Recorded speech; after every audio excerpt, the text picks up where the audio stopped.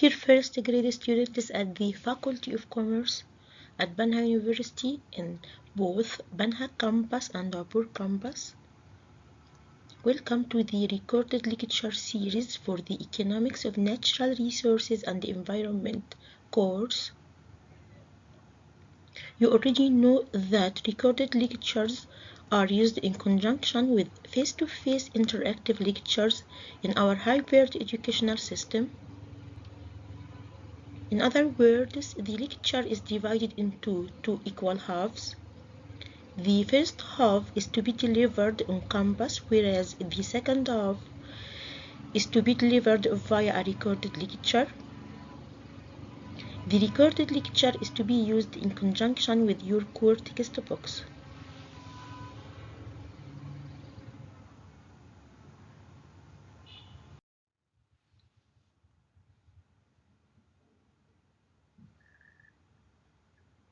Sources of the current presentation are Chapter 2 of Tittenberg and Lewis 2018 and Chapter 5 of Barkin 2012.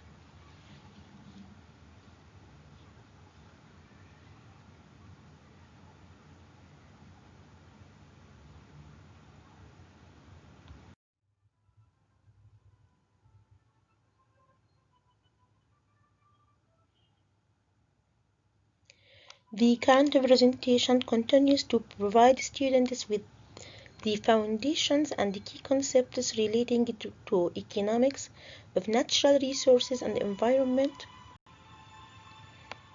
I'd like to emphasize the fact that the current course is designed to be accessible to students who have not completed any introductory course in economics. Do not worry, I take this into my consideration through introducing key concepts using the simplest words and examples. Kindly don't hesitate to contact me for further help.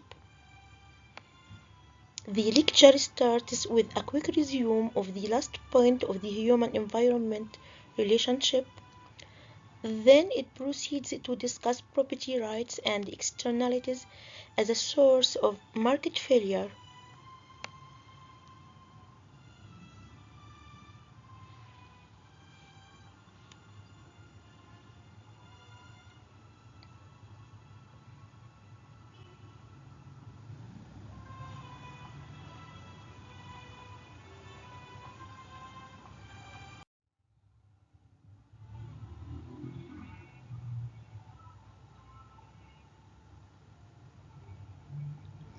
By the end of the current lecture, students will be knowledgeable of new concepts such as property rights and market failure. Moreover, students will be able to differentiate between positive and negative externalities.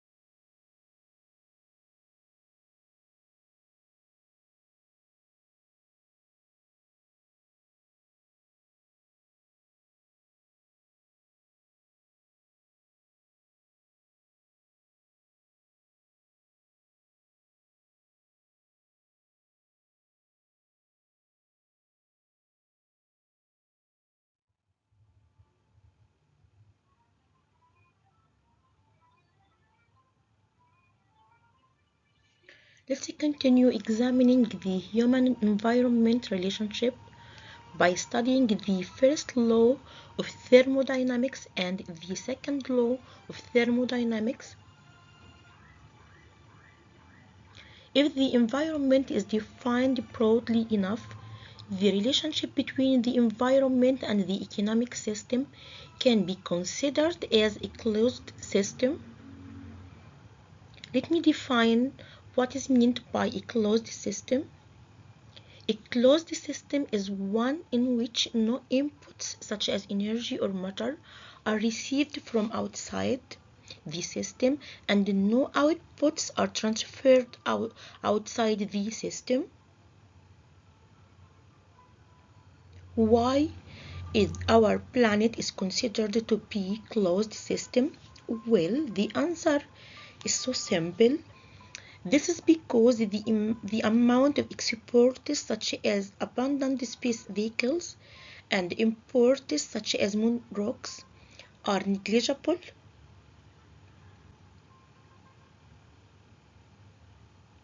Treating of our planet as a closed system has important implications. These implications are summed up in the first law of thermodynamics and the second law of thermodynamics. The first law of thermodynamics states that energy and matter can neither be created nor destroyed. This law implies that the mass of materials flowing into our economic systems from the environment has either to accumulate in these economic systems or return to the environment as wastes.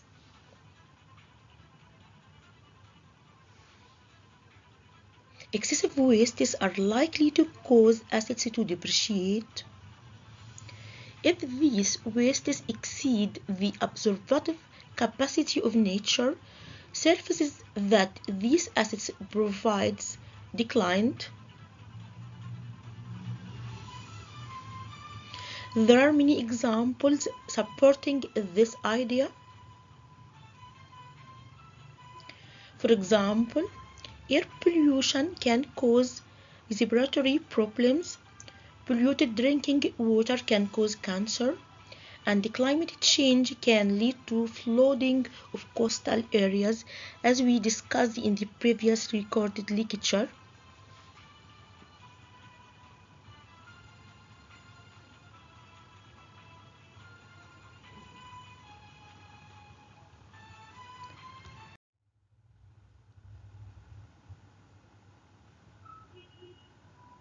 The second law of thermodynamics, which is also known as the entropy law, states that entropy increases.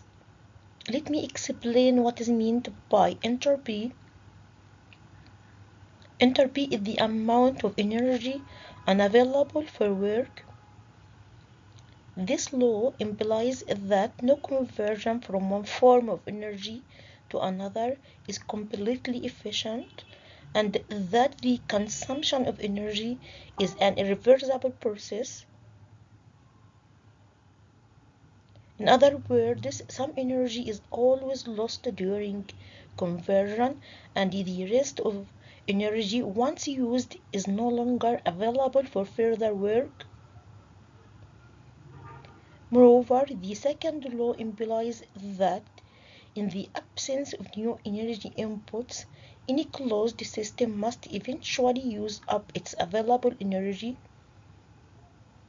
Since energy is necessary for life, life ceases when useful energy flows cease.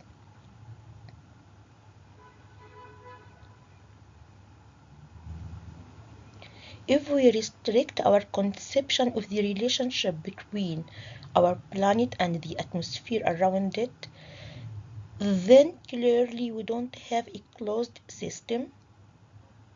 Could you guess why? Well, as we have studied in the first lecture, we gain most of our energy from the sun.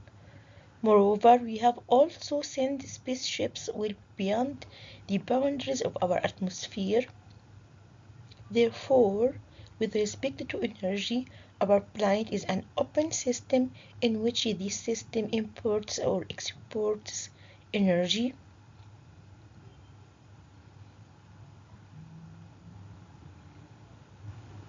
The entropy law does remind us that once the stocks of stored energy, such as fossil fuels and nuclear energy, are gone, then the amount of energy available for useful work will be determined solely by flow resources such as solar, wind, and hydro, and by the amount that can be stored through dams, trees, and so on. Therefore, in the very long run, the growth or the economic growth process will be limited by the availability of these flow resources and our availability to put them to work.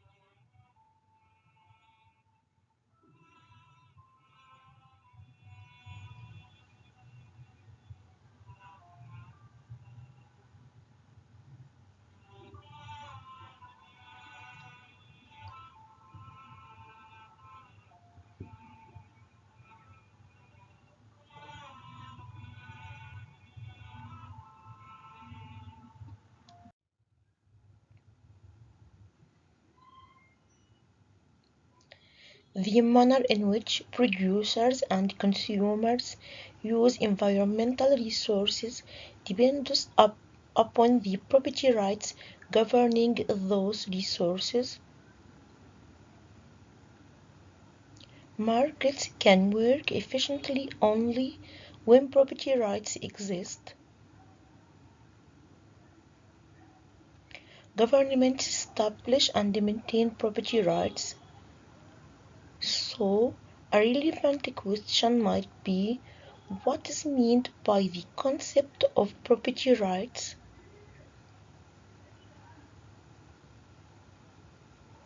Property rights could be defined as the social arrangements that govern the ownership, use, and disposal of anything that people value.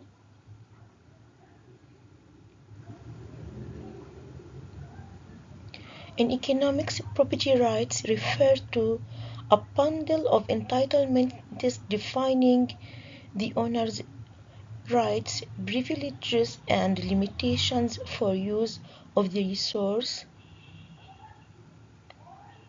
By examining such entitlements and how they affect human behavior, we can better understand how environmental problems arise from government and market allocations.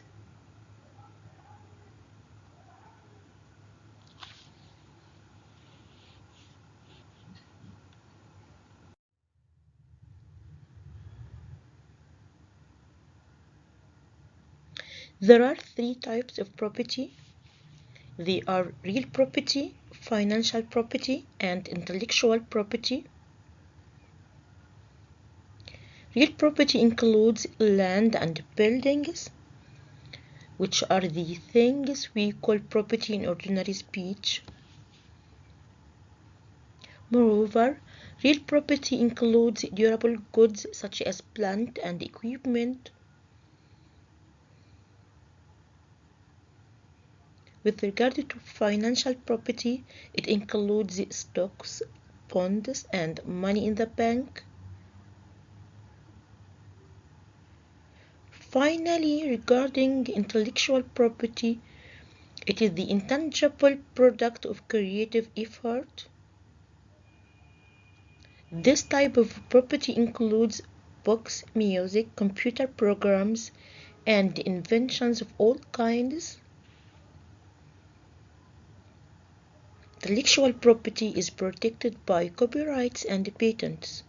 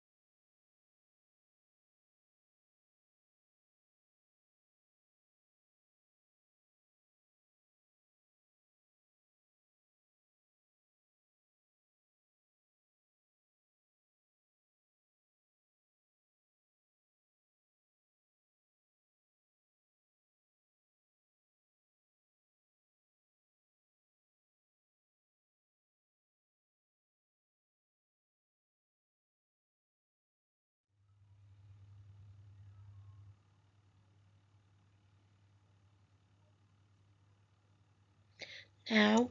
Let's begin describing the structure of property rights that could produce efficient allocations in a well-functioning market economy. An efficient structure of property rights has three main characteristics. These characteristics are exclusivity, transferability, and enforceability. With regard to the first characteristic, exclusivity, it implies that all benefits and costs accrued as a result of owning and using the resources should accrue to the owner and only to the owner, either directly or indirectly by sale to the others. With respect to the second characteristic, transferability, it means that all property rights should be transferable from one owner to another in a voluntary exchange.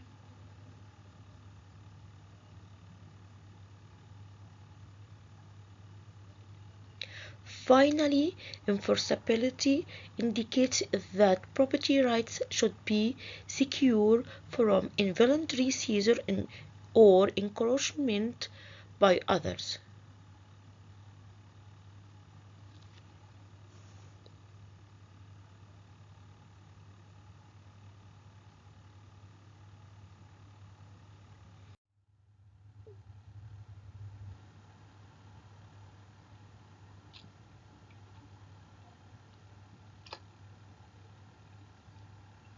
An owner of a resource with a well-defined property right has a powerful incentive to use that resource efficiently. In other words, households have the incentive to specialize and produce the goods in which they have a comparative advantage. Why? Well, the answer is straightforward. Because a decline in the value of that resource represents a personal loss. For example, farmers who own the land have an incentive to fertilize and irrigate it because the resulting increased production raises income.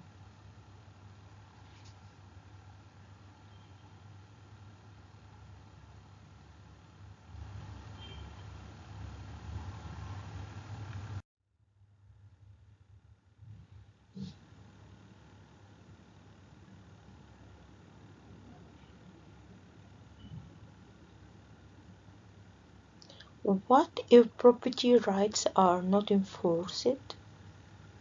Could you imagine the consequences in such a case? Well, if people can steal the production of others, resources are devoted not to production but to protecting possessions. Therefore, without property rights, we would still be hunting and gathering like our Stone Age ancestors.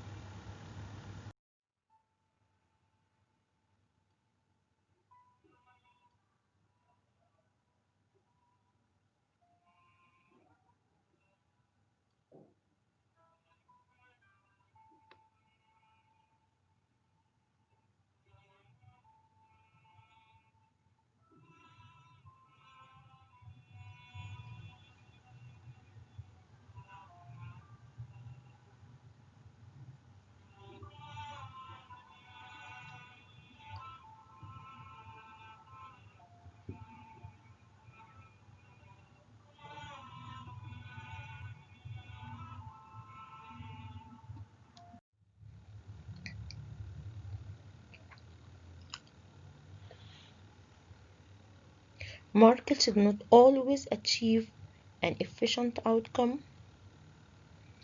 A situation in which a market delivers an inefficient outcome is called market failure. Market failure can occur because too little of an item is produced, that is underproduction, or because too much is produced, that is overproduction. Sources of market failure include, inter alia, taxes, subsidies, and externalities. Let me remind you in the next slide how taxes and subsidies influence markets and how they are likely to result in inefficient outcomes. Then we will discuss externalities as a source of market failure.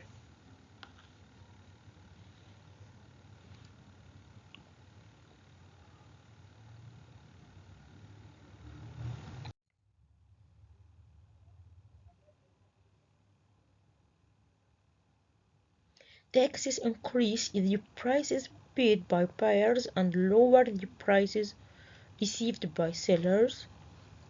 Thus, taxes decrease the quantity produced and lead to underproduction, that is an inefficient outcome or market failure.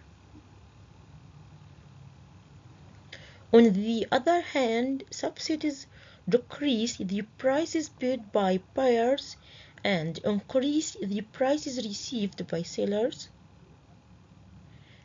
Hence, subsidies increase the quantity produced and lead to overproduction, which is an inefficient outcome or market failure.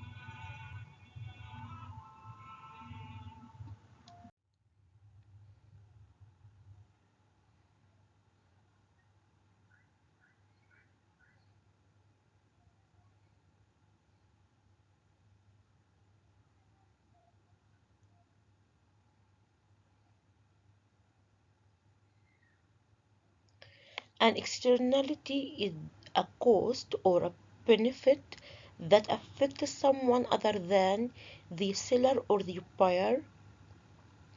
In other words, externalities arise when an agent making a decision doesn't bear all of the consequences of his or her action.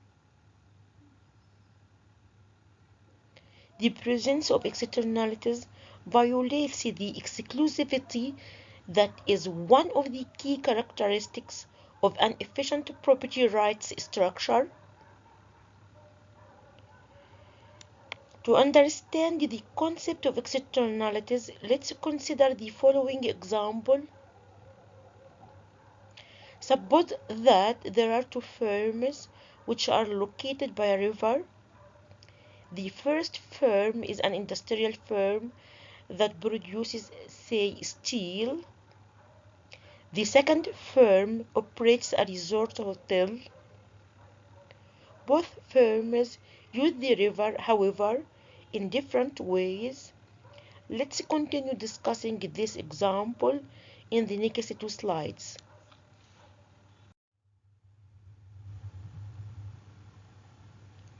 The industrial firm uses the river as a container for its waste, whereas the hotel uses the river to attract customers seeking water recreation. If these two facilities have different owners, then an efficient use of the water is not likely to result. Why?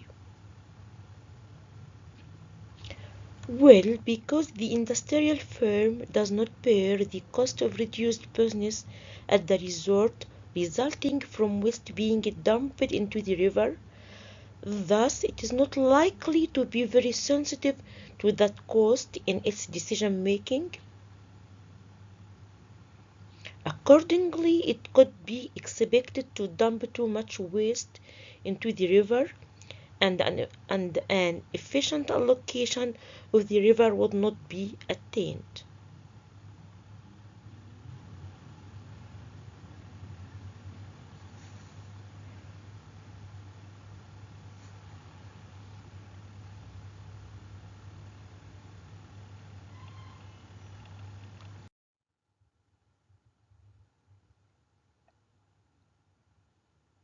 The current example of the two firms represents an externality.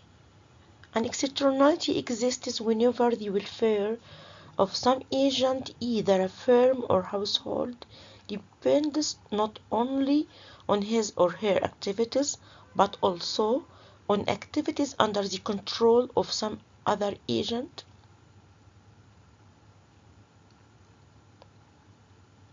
In our example, the increased waste in the river imposed an external cost on the resort, a cost the steel firm couldn't be counted upon to consider appropriately in deciding the amount of waste to dump.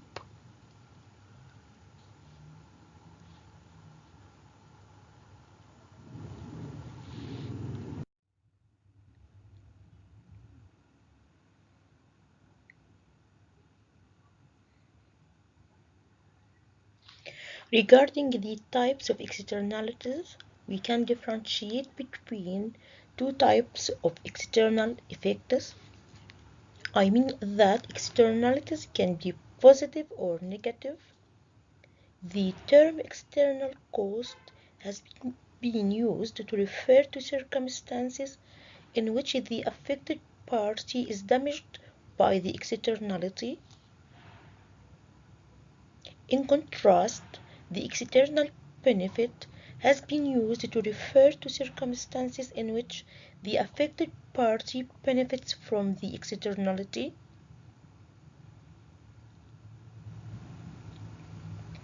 Externalities occur when the consumption or production of a good or a service cause a benefit or a cost to a third party. Clearly, examples of negative externalities are water pollution, air pollution, and noise pollution.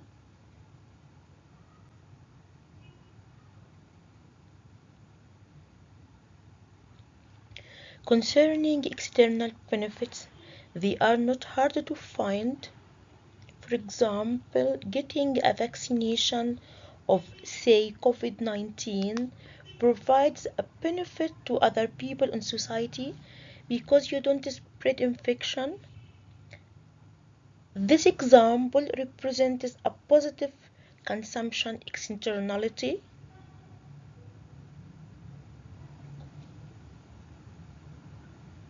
Another example for an external benefit occurs when a farmer who grows apple trees provides a benefit to a beekeeper. In other words, the beekeeper has a good source of nectar that is of great usefulness in making more honey. This example represents a positive production externality.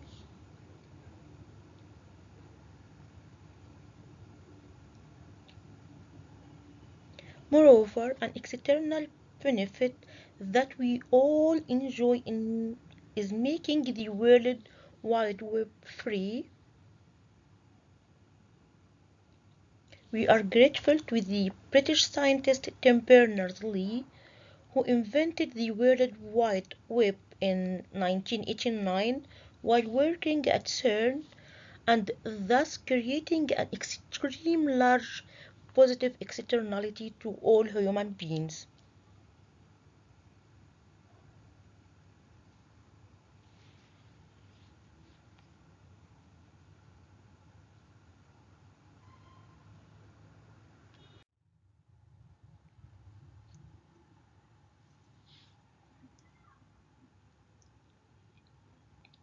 There is another class of externalities. It is known as Vicunary Externalities.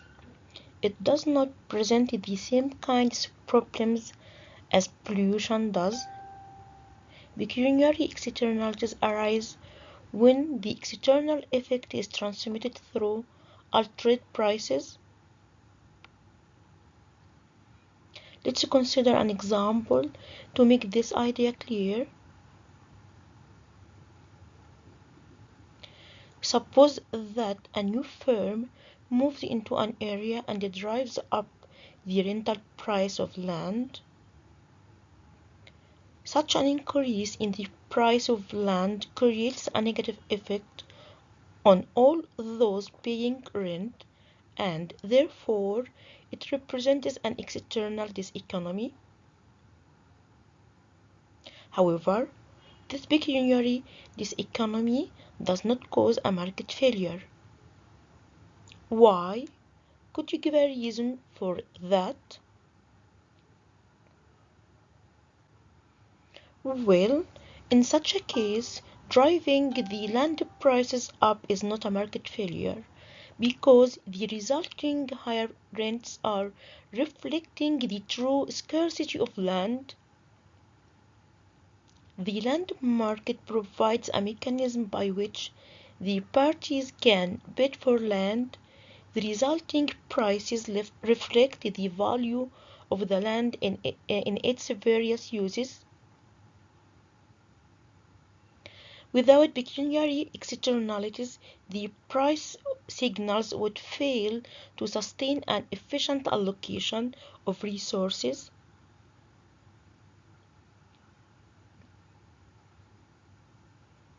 Be aware that the pollution example is not a pecuniary externality because the effect is not transmitted through prices. In the pollution example, prices do not adjust to reflect the increasing waste load. The damage to the water resource is not reflected in the steel firm's costs. An essential feedback mechanism that is present for pecuniary externalities is not present for the pollution case.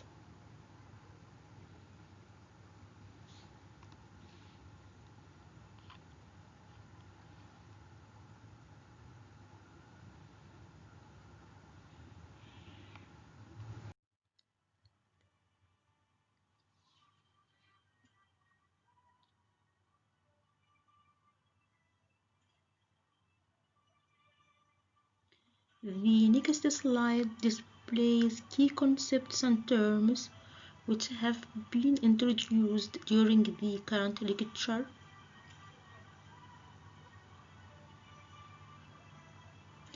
Kindly spend enough time in studying these concepts and terms.